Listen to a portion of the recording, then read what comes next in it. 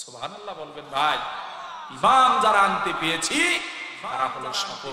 হাজিরিন, কাফেররা যখন নাস্তিক বদমাইশরা ইসলাম ওয়ালা লোকগুলোকে পিঠায় মারে, জঘন্যতম আঘাত করে মুসলমানদের কলিজা পর্যন্ত, রক্ত খাওয়া যাদের অভ্যাস, বাংলার জমিনটার চূড়ান্ত একটা উদাহরণ। বাংলার জমিনে আজ কয়েকদিন পূর্বে বাংলার জমিনে ইসকনের এই সংগঠন, এটা হিন্দুদের একটি সংগঠন, আর এই হিন্দুদের সংগঠনের সঙ্গে সংযুক্ত হয়ে বর্তমান বাংলাদেশের আওয়ামী লীগেরা, যুবলীগের ছাত্ররা, সন্ত্রাসীরা, জুলুমবাজ, টেন্ডারবাজ, বেবিচারী অসংখ্য জুলুমবাজরা আজকে ইসকনের এই ইসকন সংগঠনের রূপ ধারণ করে বাংলার জমিনের মুসলমানদের রক্ত তারা চুষে খেতে চায়।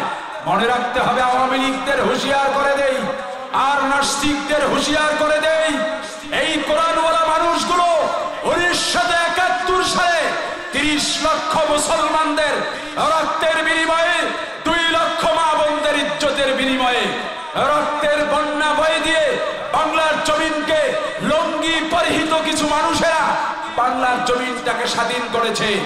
আর একবার দ্বিতীয় গণতন্ত্র ফিরিয়ে দিতে জুলাইয়ের 5ই আগস্ট আমার সোনার চাঁদের টুকরা ছাত্র ভাইয়েরা বাংলার জমিনকে দ্বিতীয় স্বাধীনতা অর্থাৎ গণতন্ত্রকে ফিরিয়ে দিয়েছে।